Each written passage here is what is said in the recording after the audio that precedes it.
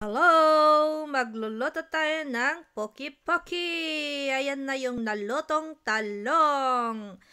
Tapos, magigisa tayo ng bawang at saka sebuya. Ayan mga daddy at mami. And then, ilagay na natin ang ating kamatis.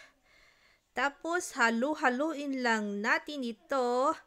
At kapag medyo okay na ay lalagyan na natin ng patis o di kaya ay pwede ring asin.